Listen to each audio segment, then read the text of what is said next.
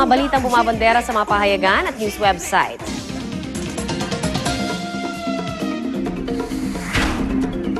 Sa Philippine Daily Inquirer, bumaba ang approval at trust ratings ni Pangulong Noynoy Aquino. Ayon po yan sa Pulse Asia October 2010 survey. 79% ang approval ratings niya. Mas mababa ng 9 percentage points kumpara noong July 2010 survey. 80% naman ang trust ratings ni Pinoy. Natapisan po siya ng 5 percentage points. Aminado ang Pangulo, ang Manila bus hostage crisis ang naghila sa kanyang ratings pababa.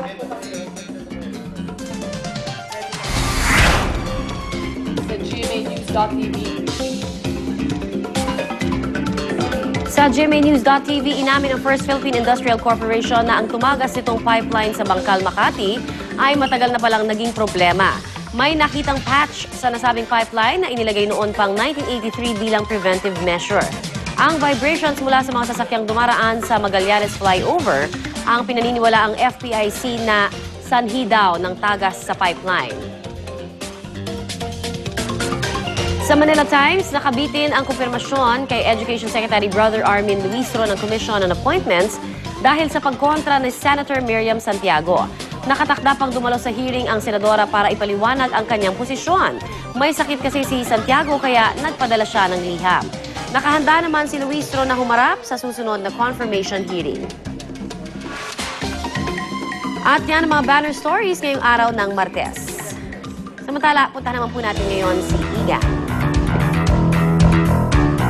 Okay, laman din ang mga balitang pagka-stranded ng libo-libong commuters sa Metro Manila dahil sa kakulangan ng mga bus kahapon.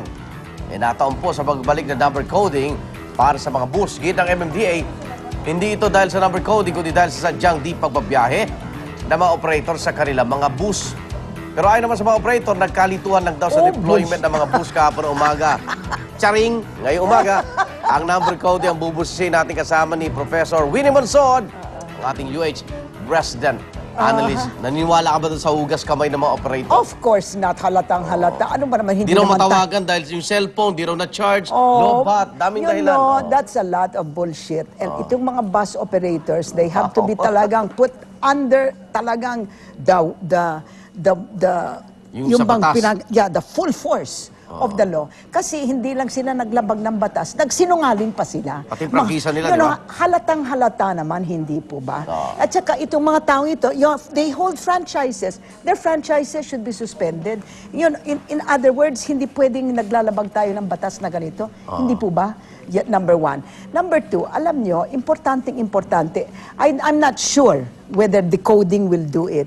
Pero alam nyo, dun sa mga ibang bansa, like the United States, nakaschedule ang mga buses. So yung pasahero, alam nila na at this time, this bus will pass by. May schedule lahat yan, nakapost. Sa hindi nagpupuno? Hindi naman. Alis agad? In other words, lang they come in, they go out, etc.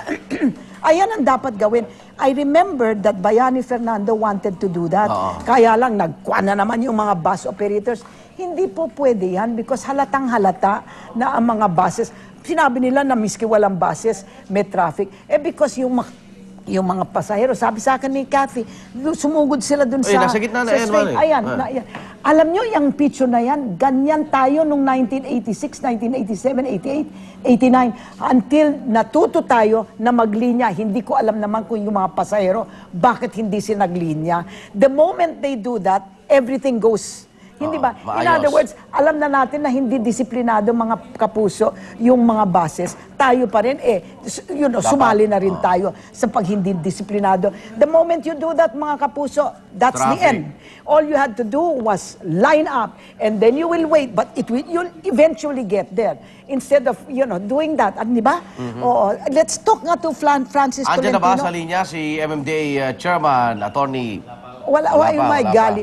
Well, anyway, in the United States... Noong 2004 pa pala to, Maring Winnie, na yun, sa pakiusap na naman ng mga bus operator, hindi naman naipatupad yung number coding. So, from 2004 hanggang ngayon, eto na, i-implement na naman natin. Yeah. Ang kinasusuyaan ko talaga, kinaiinisan ko talaga, yung pagkasinungaling nila. Yung sasabihin nila, hindi, nagkalituhan lang. What a crack of... Wala daw sila sinabing magwelga, but it has to be done. Ang kailangan lang natin alamin kung mas maganda yung number coding o yung talagang forced scheduling of the buses. Yun nga eh. All of them tell you how many buses there are, and then it's a matter of, parang linear programming yan eh. If it happens Mare. in all Yun the nga. other countries, why can it not happen with us? Kung may number coding kahapon at lumabas, yung mga dapat lumabas, Oo. ganyan ba sitwasyon? Of course not. Hindi, di ba? Ay, Yun. my golly Kaya naman, nga. kayo So, ibig sabihin na naman. pag-aralan na, Oo. na mabawasan mo ng bus, mapapag-servisyohan Hindi. yung mga natin, mga mananakay. Yes, yes. But, mga kapuso, tayo rin ang may kasalanan. I mean, those who went on the streets, when somebody breaks the law, you should not break the law either. Hindi ba? And that is what happened. Eh, baka Ayan. yung iba nagsimula yung isa, tumingin sa Eh, paparating di, na bus, sumunod na yung dalawa, sumunod tatlo. No, Ayan. magsawayan sila. Kailangan na sa linya, eventually they will be, hindi ba? Oo. Kesa ganito, tignan nyo. Ayan, Nyo. Anong gusto nyong gawin? Na magunahan sila, tapos magtutulakan pa May sila? bata pa. Meron, Oo. kita mo na yan? Ayan na, ganyan na nga, ayan na. No. Yeah. Well, Okay, so anyway. patuloy natin babantayan itong isyong ito at sayang. Where is Tolentino? He is not online. Nakakawalang gana naman itong si MMDA. Porket holiday. He should be here. Walang number coding pala ngayon. Oo. Hindi siya makamasakay ng bus. Sana No, but kahit that's na lang yung alright. head ng TTMO. What's TT? Traffic Baby. and, yes, si Anong Colonel klase Bayangos. naman? Anong klase 1999 abbreviations pa. naman yan? 1999 pa, Maring Winnie. Ginawa mo yan on purpose. Colonel Bayangos, What? ang Traffic and Transport Management Office ng MMDA, TTMO. Oo. Sila ang namamahala. You're doing that on purpose. No. Alam niyo, mga kapuso. Paano mo acronym? Paano gagawin mo?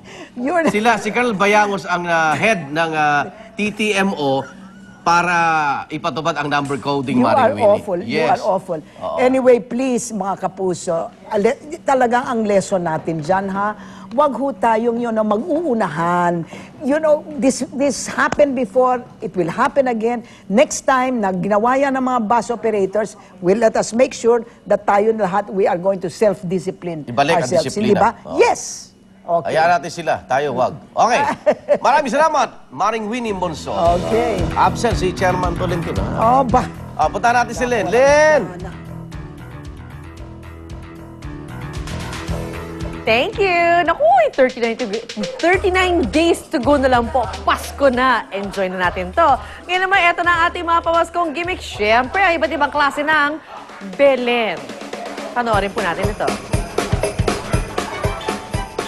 Kung ang Pampanga ay kilala sa kanilang magagarbo at naglalakihang mga parol, hindi lang papahuli dyan ang probinsya ng Tarlac na kilala bilang Belen Capital of the Philippines. Ngayong taon nga ay kanilang pinagdiriwang ang ika-4 na taon ng Belenismo o ang sining sa paglikha ng Belen. This year, we had a total of 456 entries all told. Sa isang museo dito sa Tarlac, nakadisplay ang iba't ibang uri ng diorama ng mga Belen. Ang disenyo ng mga ito, halaw sa iba't ibang kultura ng mga Pilipino. May Belen na ang tema ay ang Panagbenga Festival ng Baguio. Meron namang kalamoy pista ng pahiya sa Quezon. Meron ding Belen na animoy nakalutang sa tubig at ang tema ay ang nakalipas na bagyong Ondoy. Pero ang pinaka-highlight ng Belenismo sa Tarlac taon-taon ay ang mga naglalakihang Belen na matatagpuan sa iba't ibang lugar sa buong probinsya. Kaya naman pagkagat ng dilim, isa-isa na naming tinahak ang mga ito sa Tarlac para masilayan ang kanilang mga pinagmamalaking Belen. First stop ay ang bayan ng Capas. Siguradong mamamangha ka sa napakakulay na Belen na ito. At sa maniwala kayo't sa hindi, ang materyales daw na kanilang ginamit, lahat ay galing mismo sa kanilang ospital. Gamit kong materials, mga dextrose bottles, at saka mga vials, saka yung kay si Joseph, ginamit ko yung takip ng test tube. Malaanghel na mga boses naman ang sumalubong sa amin pagdating sa bayan ng Moncada at ang kanilang Belen talaga namang agaw pansin sa dami ng ilaw. Sa bayan ng San Manuel, tsak mapapatigil kayo sa pagkamangha sa kanilang higanteng replika ng Belen.